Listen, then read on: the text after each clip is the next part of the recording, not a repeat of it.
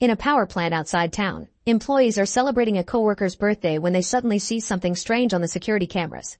There's a shadow moving in the shaft and a worker goes to check it out, only to suddenly be attacked by a mysterious monster. The guy tries to return to the office, but a bunch of beasts follow him and start killing everyone in the building. As an eclipse hides the sun, the creatures begin appearing all over the planet, killing millions of people and destroying cities. The news calls it Judgment Day as soldiers are sent to fight these monsters in a war that lasts the entire eclipse. Millions of lives and tons of resources are lost in the fight, but eventually all the creatures are exterminated, and humanity begins to rebuild. They design protective installations known as gates just in case the creatures decide to ever come back. 15 years pass and the world is living through a normal routine again. Dave is working as a janitor for a company that doesn't pay him well even when he has to enter the shafts to get rid of dead animals. At the local school, Laura works as a teacher and befriends fellow teacher Milton, who keeps asking her out on a date. Laura divorced Dave ages ago and is still working on some issues, but today she finally accepts Milton's invitation. Meanwhile, her son Tyler is meeting with his girlfriend Maddie, who is worried about the upcoming eclipse. Tyler tells her there's nothing to worry about because there have been many eclipses in the last 15 years and nothing happened. Meanwhile, Officer Garrett is called by the personnel from one of the gates, asking him to come over because they've confirmed major seismic activity and containment has been approved. When Garrett arrives at the gate, he gets the feeling that this time it isn't a drill. He checks on all the systems, only for a power box to explode, causing them to lose a whole grid. In the city, Dave goes to pick up Tyler at Laura's house, and while the boy plays video games, the parents end up arguing. It turns out Laura had been pregnant with Tyler during the last disaster and Dave hadn't been there for her, and she hasn't forgiven him yet. Tyler interrupts them and gets to leave with his dad. Later in the middle of the night, Dave gets a call from Uncle Ted, who is sure that the new Judgment Day will be tomorrow and invites Dave to bring his family to a shelter before the eclipse begins. Tyler is watching the news and is disturbed to see that millions of dead fish are appearing on beaches everywhere. This is one of the signs that was seen 15 years ago. At that moment, the first monster appears at the gate, quietly sneaking up the stairs. At the same time, Laura calls Dave, saying that she's seen the news and wants Tyler to come home because Milton has reserved a shelter. Dave wants Tyler to stay with him and an argument ensues during which Tyler receives a text that makes him leave the house in secret. When Dave finally goes looking for him, he only finds a note in his room with Maddie's number. Milton keeps rushing Laura because the shelter is filling up, so they need to be there soon.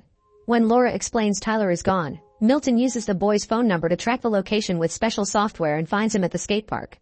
It turns out Tyler is there with Maddie, who is very nervous and scared because her parents left. Tyler promises that he isn't like his dad and will never leave her alone. Suddenly, a loud cry is heard and huge flocks of birds appear in the sky, which is another sign of the reckoning. People in the park run in panic and soon the roads are filled with families trying to leave town. Dave gets stuck in a giant traffic jam, but when he sees the birds fly by, he leaves the car and continues the search on foot. At the gate, workers are checking the systems when they hear some strange sounds. A monster suddenly appears and begins attacking one of the men. Garrett runs away while the other soldiers open fire, but it seems ordinary bullets don't harm the beast. Moments later, Dave finally finds Tyler and Maddie right before the emergency sirens start ringing through the whole city. Luckily, Laura shows up with Milton and they take the three of them away in Milton's car. There is around an hour left before the eclipse, and the city is in complete chaos. With people trying to escape, there's a traffic jam on every road. The family gets stuck for a while and sees cultists walking around the cars, scaring drivers with their painted faces and their conviction that the end is coming. When Milton finally sees an opening, he drives as fast as he can and manages to get the family to the shelter. Unfortunately, there's chaos here too, with lots of people begging for a place inside while the military says that only women and children are allowed. Dave tells Tyler to go with Laura and Maddie into the shelter, but after stepping inside, Tyler regrets it and runs back to his father saying he would never leave him behind. The women follow him out and at that moment the scoreboard announces that the shelter is completely filled. The group rushes back to the car while discussing options. Dave wants to go to Ted's hideout in the desert while Milton suggests hiding at the school because it's closer and it has a basement.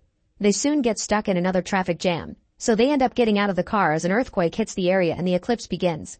With the world falling into darkness, the monsters start making their way out to attack. They immediately take over the city and start killing without mercy just like it happened 15 years ago. Dave insists they should leave the city and wants to drive, but Milton gets angry because this is his car and he knows how to save everyone. An argument ensues and punches are thrown, but the fight is interrupted when a flying monster dives in and takes Milton away.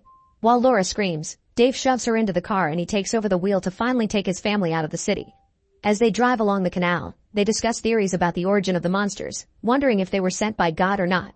Eventually the car starts to run out of gas, and Dave wants to find a replacement for it. He parks next to a bunch of abandoned cars and begins checking inside to discover there are bodies in them. When he finally finds an empty one, he gets inside, only for the driver hidden in the back seat to pull him down as he reveals there's a monster nearby. It keeps searching around the vehicles for more victims, and when it passes near the two men, thankfully it doesn't see them and keeps going. Then the monster finds one of the bodies and begins eating it, so very carefully and quietly Dave starts rolling the car back to Laura and the kids. Now both cars are standing side by side, so Laura and the kids try to pass from one car to another. They're very quiet about it, but the monster still notices them and comes after them. The old man gets out of the car and sprinkles the beast with salt, but this only stops the monster for a moment and then it jumps on the man to start devouring him. The family uses this distraction to finally drive away from the area, taking an abandoned road in the mountains while hordes of monsters flock to the city from all sides. Eventually they finally make it to Ted's hideout, which is a truly concrete bunker. The doors are closed and there are cameras on the roof, but nobody comes out when the family begins yelling and hitting the door, begging to be allowed inside. What they don't know is that Ted is sitting at his computer, watching them on the cameras while someone is pointing a gun at his head. At that moment, a horde of monsters appears in the mountains and begins rushing to the shelter. As the family panics, Dave grabs a tire iron to protect his loved ones, but then the door of the bunker finally opens and they rush inside. The family meets with Ted and his wife Stella, but they're also surprised to find Garrett. Apparently his father used to be war buddies with Ted and he got separated from his unit, so he came here to ask for help. David notices Garrett has a gun, which makes him suspicious.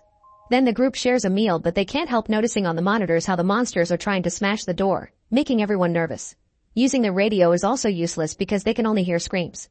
Maddie asks how the monsters sense them, and Garrett explains they react to light and heat, but he wonders if they see people's souls. He also shares the story about how he survived the first Judgment Day. Back then he worked at a refinery, and when the monsters poured in there, he managed to dive into a pond of salty mud. He buried himself and had to listen to the monsters killing all his colleagues and friends. While Garrett is distracted by his storytelling, Ted signals Dave to grab and hide a knife, unaware that outside, a centipede-like monster is crawling into a small hole in the mesh covering a window. Then Garrett announces he'll be on watch duty first, so Ted invites the others to stay and play cards instead of sleeping, looking meaningfully at Dave. However, Garrett notices the gesture and pulls the gun out of its holster, forcing Dave to put down the knife as he explains that Ted had been against allowing him to stay. It was Stella who had taken pity on him. He survived the first time and he's determined to survive again no matter the cost. Suddenly Tyler throws himself at Garrett to try to take the gun but Garrett just pushes him away. An argument ensues but Maddie interrupts it by pointing out they can't hear the monsters anymore. Then the centipede-like monster jumps out of the wall and bites Stella. While Ted rips the creature off his wife's neck and pours salt on it, Dave punches Garrett to take his gun and tries to shoot the creature. The little monster dodges all the bullets, but Maddie manages to kill it with a knife. Afterward they tie up Garrett and try to stop Stella's bleeding, but they'll need proper medical care. At that moment they notice on the monitor that a huge beast is repeatedly hitting the front door, trying to get in. Dave says they should leave, but Ted doesn't want to go out, saying his wife won't survive outside. Stella wants him to go and reminds him of the underground passage under the bunker, which leads to the mountains. Garrett says he has a car with a full tank and he can take everyone to the gate, and the group doesn't know if believing him until Garrett points out that it's beneficial for him to help them. They decide to leave, but first Ted reveals he has a whole arsenal of weapons and everyone arms themselves. While the group enters the tunnel, Dave opens the front door and blows up the first beast that comes through before joining the others.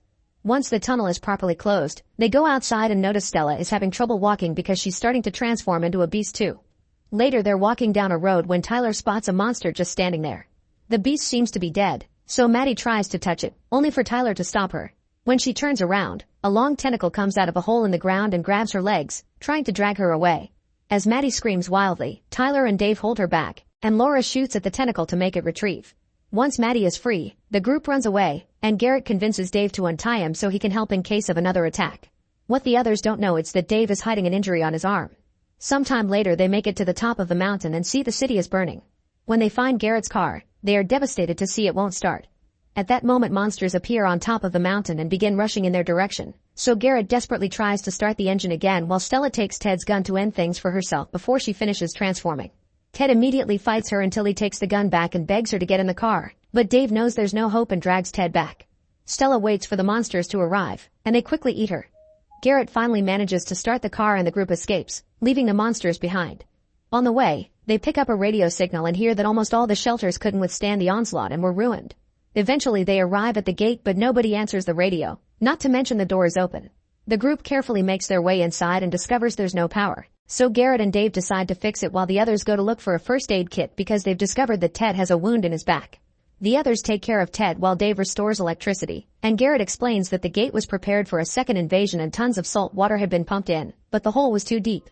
Once the power is working again, Dave and Garrett begin making their way back. But suddenly Garrett feels blood dripping on his hand and looks up to find a body. At the same time, something in the darkness roars. The duo rushes back to the group to discuss their options since there are 2 hours left until the end of the eclipse, and Garrett offers to hide in a chemical warehouse because its doors are blast-proof. The moment they leave the medical bay, a transformed human attacks Garrett, who fights together with Dave to deal with it. They defeat the beast, but the noise they made has gotten the attention of more monsters. Terrified, Garrett quickly runs through a door and closes it behind him, leaving everyone behind. Then he gives himself some kind of injection to start fighting back the transformation. Dave takes his family to another room and notices there are dispersal lines there, which means the tank is on the other side of the wall. This gives him an idea for a plan. He'll funnel the salt water through the tank pipes to keep the monsters out. Before he leaves, Laura kisses him.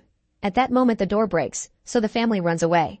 Dave makes his way through the ventilation, noticing a monster devouring its prey in the room. When he reaches the tank, he tries to be very quiet as he opens the faucet and water begins to fill the containers. Then Dave climbs back, but the monster senses him and starts to chase him, grabbing his leg. As Dave fights back, he sprinkles it with salt, causing the monster to crumble to dust. Meanwhile, the others find themselves surrounded by monsters, and Tyler opens fire on them. Suddenly Dave's voice is heard from the loudspeaker asking them to turn on the fire alarm. The monsters are getting closer, so Ted tells Tyler to protect the family before going after the monsters with an axe, but several beasts jump on him at once and kill him quickly. Tyler keeps on shooting only to run out of ammo, so he turns on the fire alarm, causing salt water to start falling all over the monsters, making them crumble into dust while they squeal in pain. At that moment the eclipse ends and all monsters begin going back to their realm through the gate, causing another earthquake. Laura and the children try to get moving too only to come across Garrett, who is losing his mind to the transformation. He shoots Tyler and hits them on the shoulder, but before he can shoot again, Dave appears behind him and hits Garrett in the head with a fire extinguisher. While Dave reunites with his family, a huge monster appears from below and it lunges at Garrett, swallowing him whole. The family runs into the medical unit and makes a salty mixture in a cylinder, which they throw at the monster as soon as it kicks down the door, instantly killing it. Afterward the family goes outside and finds the world has been utterly destroyed, but now they're ready to start rebuilding again. Make sure to subscribe and turn on notifications so you can watch more videos like this. Thanks for watching.